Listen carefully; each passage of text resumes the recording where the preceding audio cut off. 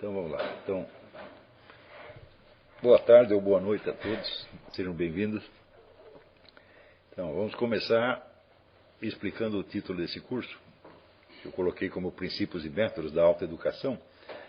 O termo autoeducação, ele, de certo modo, tem um duplo sentido, ou contém em si uma contradição, um paradoxo, na medida em que, por um lado, toda educação é autoeducação, porque o sujeito ativo do processo educacional é sempre o próprio estudante e jamais o professor. O professor apenas fornece uma ocasião, uma oportunidade ou alguns meios.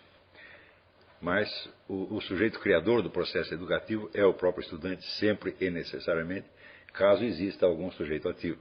Às vezes não tem nenhum. Por outro lado, não existe nada que se possa chamar plenamente autoeducação. Quer dizer, o indivíduo que se eduque a si mesmo sem nenhuma ajuda de fora. Isso nunca existiu, nem jamais existirá. Mais contraditório ainda seria o termo autodidatismo, porque esta raiz grega, ela significa propriamente instrução, treinamento ou doutrina, que é uma coisa que jamais o indivíduo pode fornecer para si mesmo. Tá certo? Então, de algum modo, toda a autoeducação está colocada entre esses dois extremos. Né? Por um lado, quem quer que esteja estudando está se autoeducando, e por outro lado, o autoeducar-se completamente é impossível, você sempre precisará de alguma ajuda externa.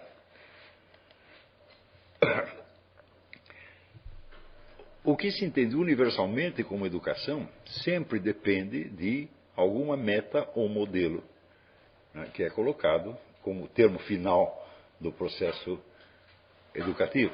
Você vê em qualquer escola, você tem um programa de estudos durante o ano, você tem um exame final ao qual você deve submeter e que, idealmente, medirá o seu aproveitamento durante o ano. Então, este aproveitamento, tal como é medido ou pode ser medido por um exame, seria a meta daquele ano.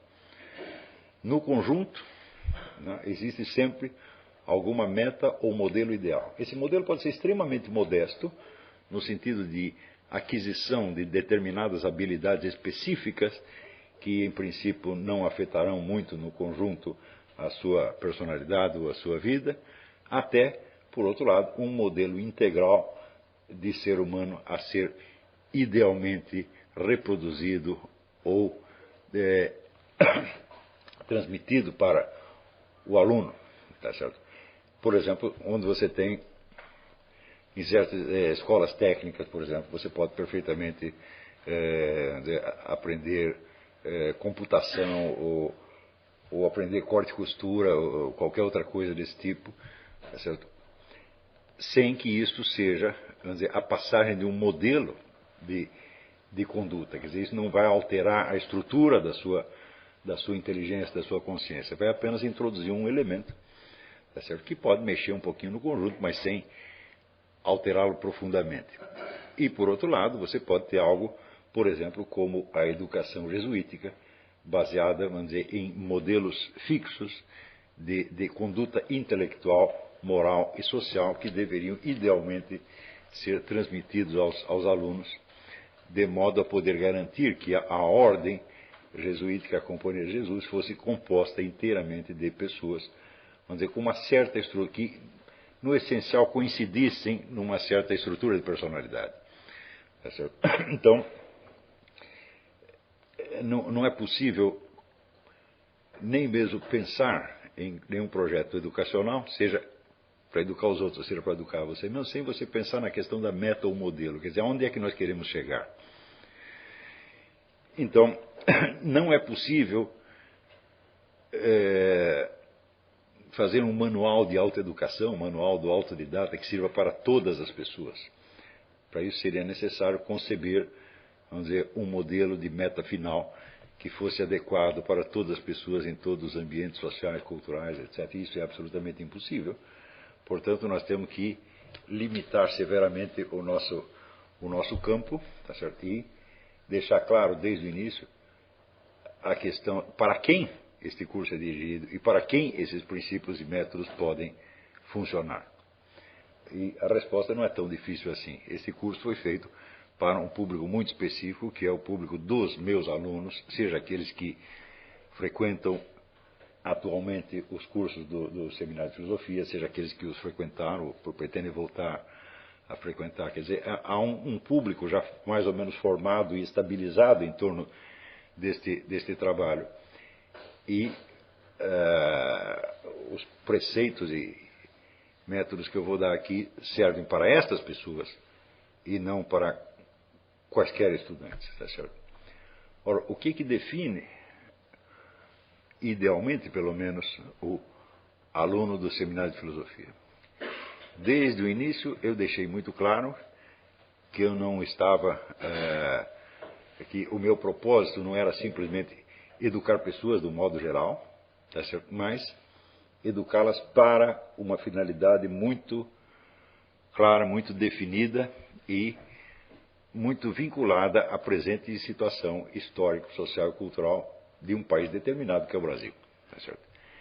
Então, este curso foi feito para pessoas que pretendem desempenhar um certo papel dentro do panorama cultural brasileiro. Esse papel é definido pela própria situação, que é a de uma devastação cultural que já vem há mais de 20 anos e que, por incrível que pareça, começa a dar, vamos dizer, uns vagos e débeis sinais de recuperação, com, às vezes, um outro livro que se publica aqui e ali, onde você vê uma espécie de retomada de um esforço sério de compreensão da situação.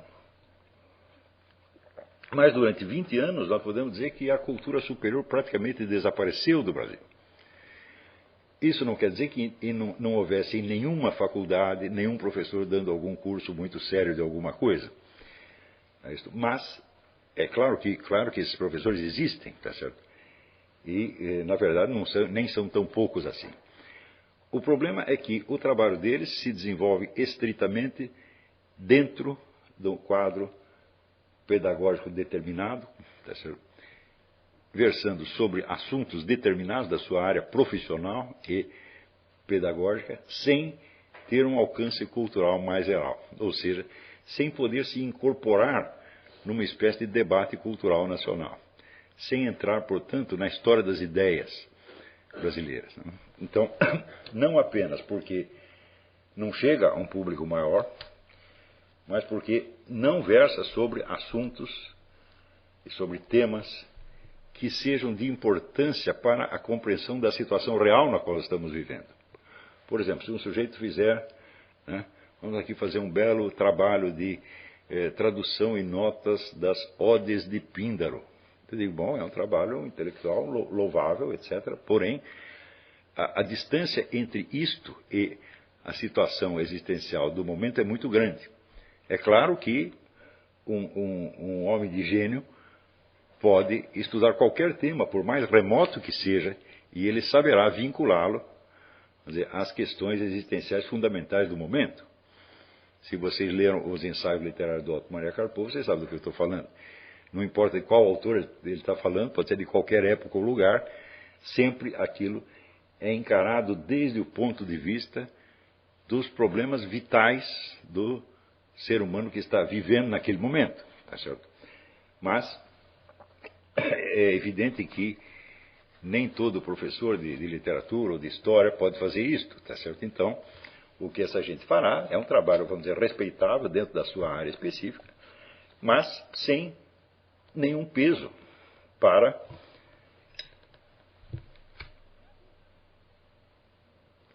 o entendimento dos problemas colocados pela vida mesma neste momento. E é justamente isso que define, vamos dizer, a alta cultura de um país. Quer dizer, são criações culturais de alta qualidade e que são uma resposta, de algum modo, às angústias, temores e questões, perguntas existenciais daquele momento. Tá certo? Como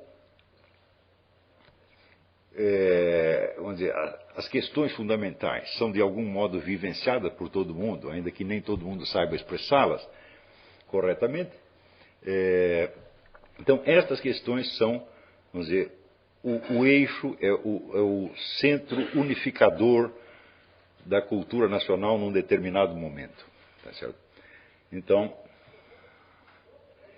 por exemplo, você imagina, se você tomar, por exemplo, a literatura soviética de todo o século XX, tá certo? Não há um grande trabalho, nenhuma obra de criação literária, de meditação filosófica ou sociológica ou histórica que não tenha nada a ver com a situação vivida pelos cidadãos da União Soviética naquele momento. Por exemplo, alguma referência, vamos dizer, aos prisioneiros do Gulag, aos 20 milhões de mortos, etc., tem que ter, não há como escapar disso. Tá certo? Então, você vê que a preocupação de todos, ser o Solzhenitsyn, Zinoviev, Bulgakov, uma infinidade de escritores, a preocupação de todos eles era o seguinte, é entender o que era a sociedade soviética, o que significava viver ali, tá certo? E quais são, vamos dizer, as possibilidades que um ser humano tinha dentro daquele ambiente. Não importava qual é o assunto nominal do qual ele estava falando, do qual eles estivessem falando, tá certo?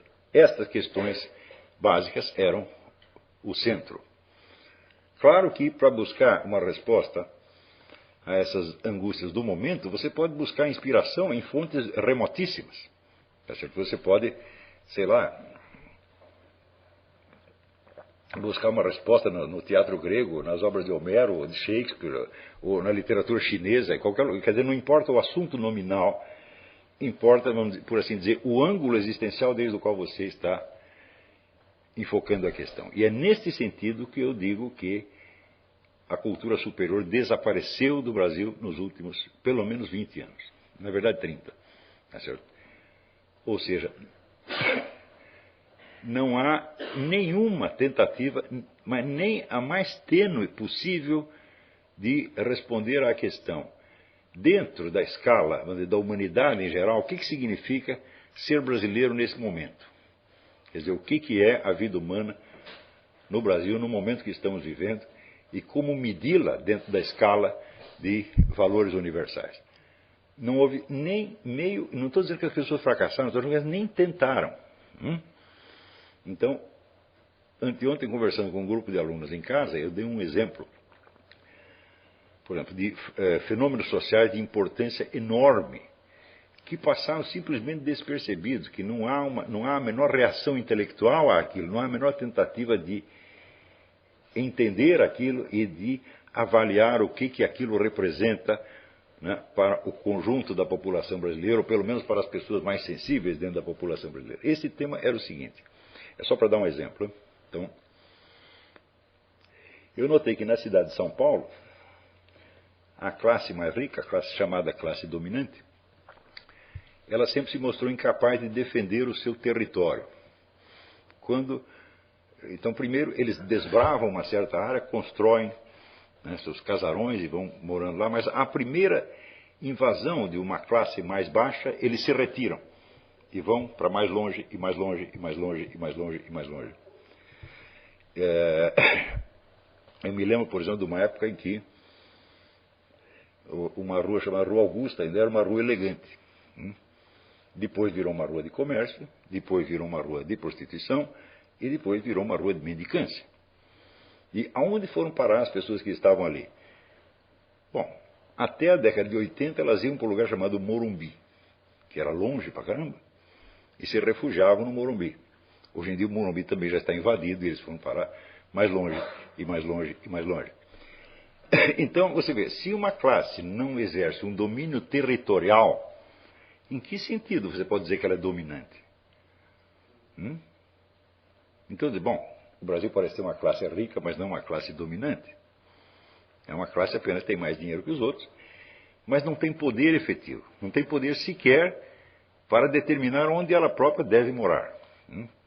Então, é claro que, tão logo eu digo isso, vocês veem que as coisas foram realmente assim, que aqueles que conhecem a cidade de São Paulo, deve ter havido fenômenos similares em outras cidades.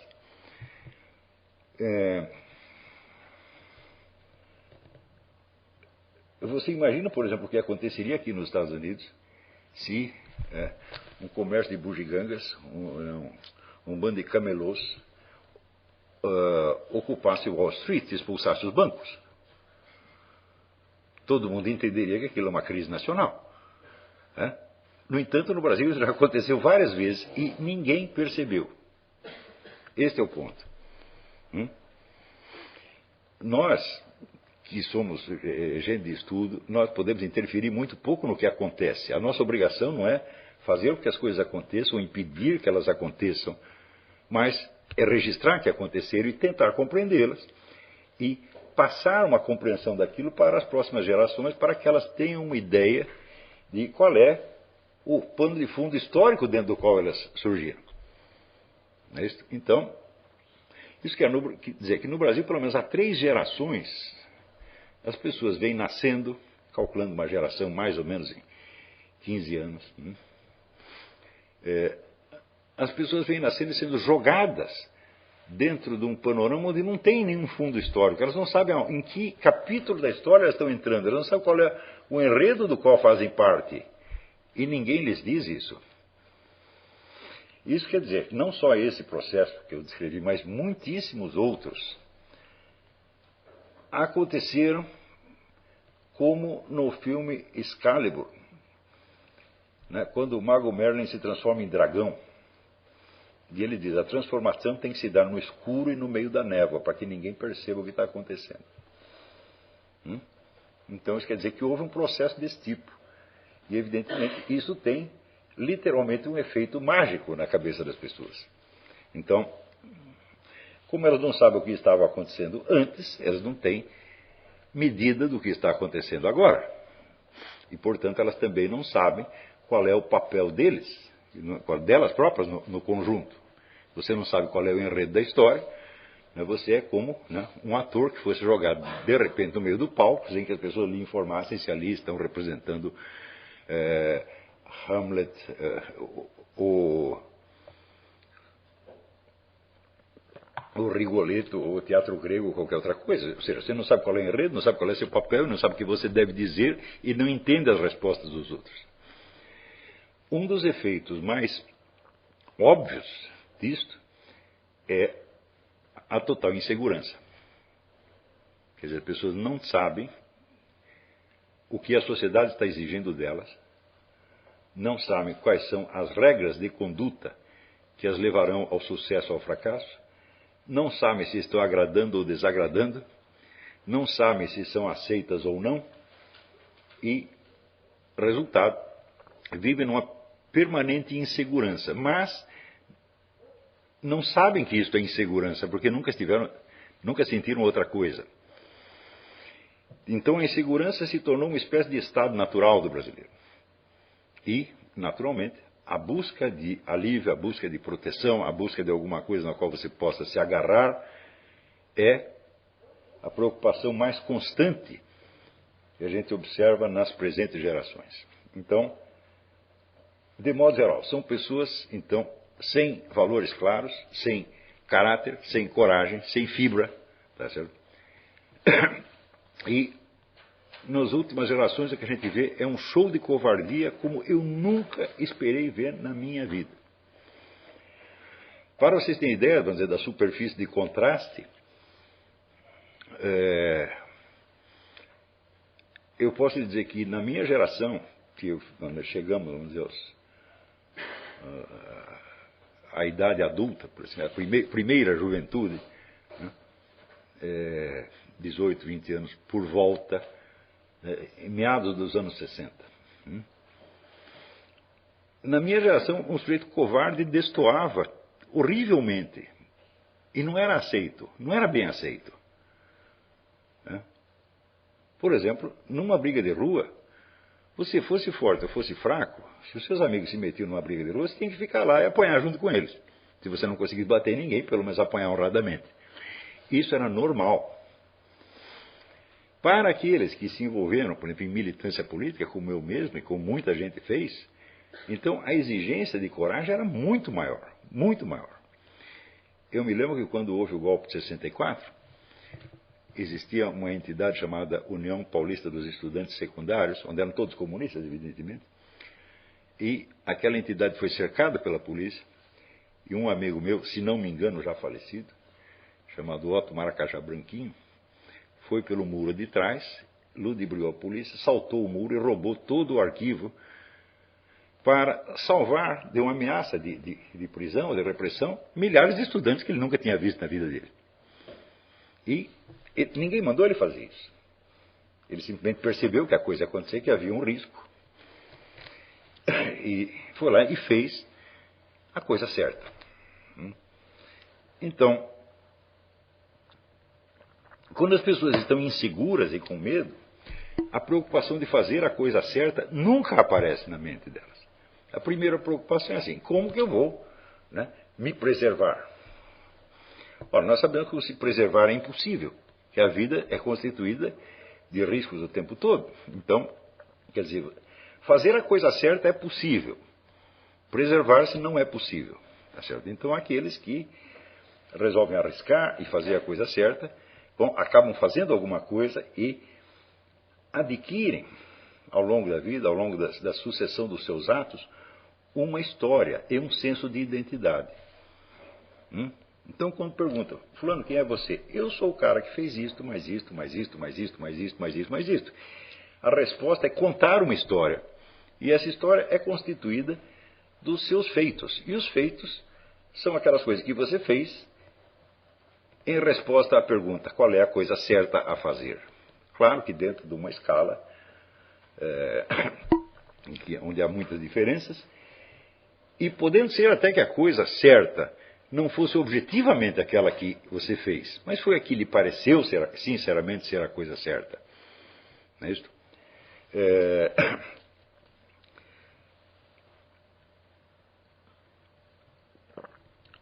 Então, passado quase meio século, e nós observamos assim reações de covardia como sendo quase obrigatórias no Brasil de hoje. Eu digo, bom, alguma coisa aconteceu. O que aconteceu? Aconteceram inumeráveis processos históricos sociais que não foram sequer descritos, não foram conscientizados, de modo que as novas gerações entram no panorama da existência sem nenhum script. Tá certo? Ou seja, você pode até rejeitar o script, mas você tem que saber qual é o script que você está rejeitando. Se não existe absolutamente nada, bom, então você pode copiar modelos fortuitos que você viu na televisão naquela semana. E naquele momento aquilo vai lhe parecer um papel que corresponde à sua pessoa, tá certo? E à sua vida, e que faz um sentido. Eu uma vez conheci um rapaz em São Paulo que fazia 2 meses que ele havia descoberto um negócio chamado surf. E ele disse assim, o surf é minha vida. Ele disse, que bom, uma vida de 2 meses. Né? Como é que você sabe? Né? Vamos ver se passar 10 anos, você vai dizer, aquilo foi a minha vida. Talvez já tenha largado, hein? Arrumou um emprego, largou o surf. Né? Então, quer dizer, você pode se apegar, vamos dizer, a esses modelos de curta duração. Os modelos passageiros, mas isso não vai aplacar o seu temor, não vai aplacar a sua insegurança, tá certo? E não vai lhe dar nenhuma sensação de ser alguém.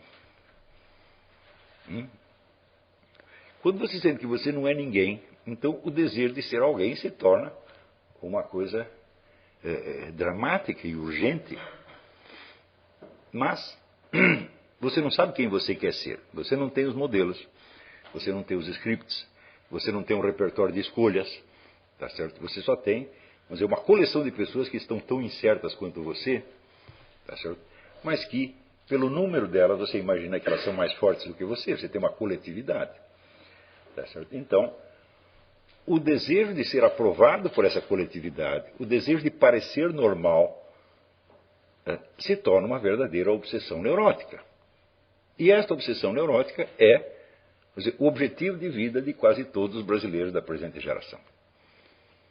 Mas acontece o seguinte, aquelas pessoas perante as quais você está tentando parecer que é alguma coisa, em primeiro lugar, não estão interessados em você de maneira alguma.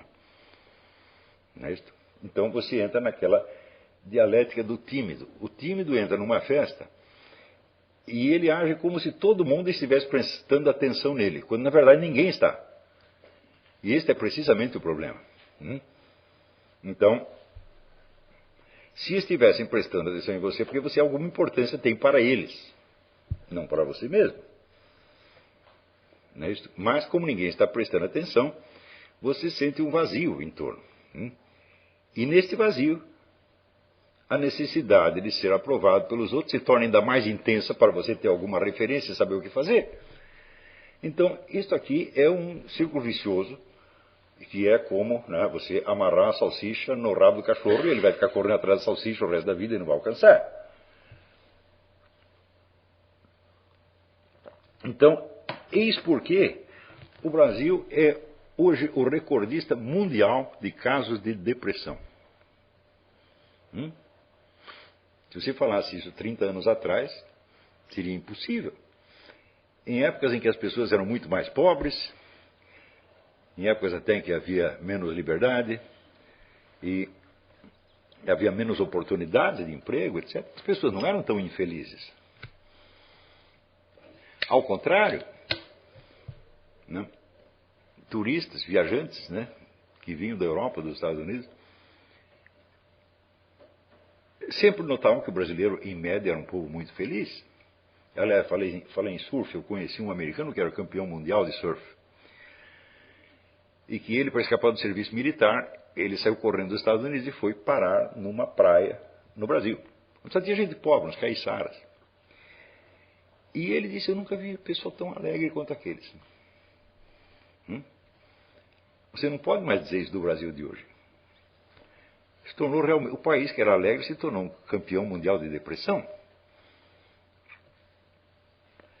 Se você procurar algum estudo sério de por que isso aconteceu, você só vai encontrar respostas estereotipadas.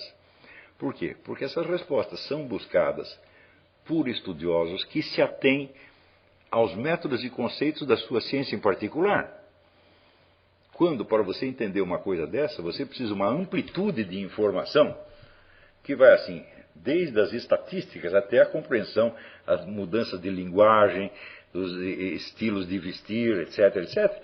Ou seja, você precisa de um verdadeiro historiador para contar uma coisa dessa, e não um sociólogo formado na PUC, ou um economista da Fundação Getúlio Vargas.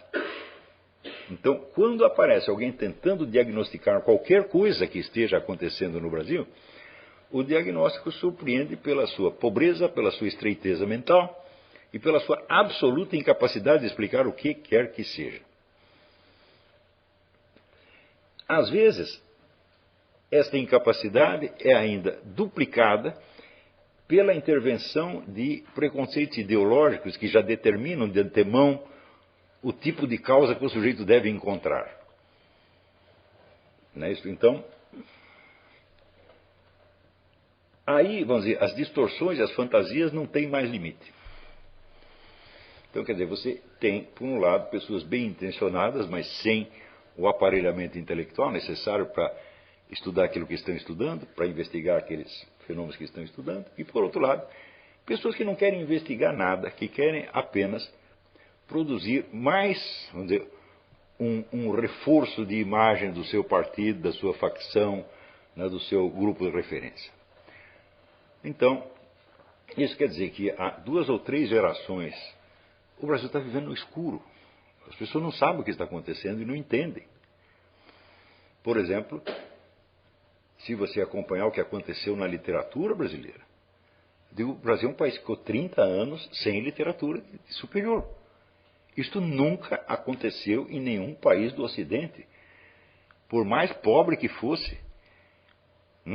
Você vê que países que estão vivendo na miséria, atormentados por guerras, por epidemias, etc, etc, justamente aí a criação literária é uma reação do espírito, onde você vê que alguns indivíduos não se deixam submergir na miséria geral e tentam reagir dentro daquela pequena escala onde elas têm algum poder. Eu falei, qual é o meu poder? Bom, meu poder é só de entender o que está acontecendo e eventualmente representá-lo.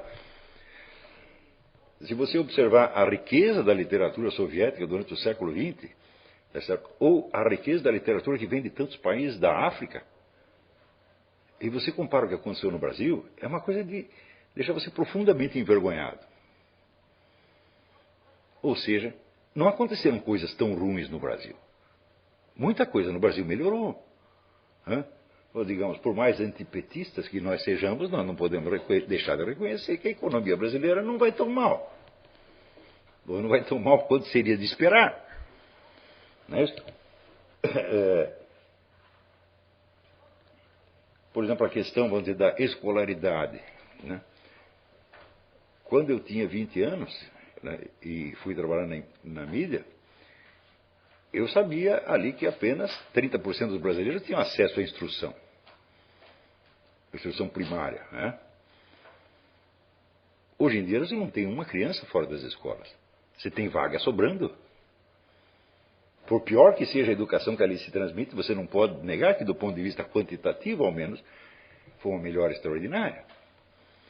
Então isso quer dizer que, do ponto de vista puramente material ou econômico, a coisa não piorou tanto. Também não houve nenhuma epidemia, não houve nenhuma guerra, não houve nenhuma revolução, nenhum morticínio, não houve nada disso. Então, por que as pessoas estão assustadas? E por que elas não conseguem reagir intelectualmente à situação? Eu digo, bom, elas não conseguem reagir intelectualmente porque elas nunca reagiram intelectualmente e porque a geração anterior também não reagiu intelectualmente. Ou seja, a atividade normal do espírito humano, que é tentar apreender o que está acontecendo e representá-lo de acordo com os instrumentos que você tem, simplesmente cessou.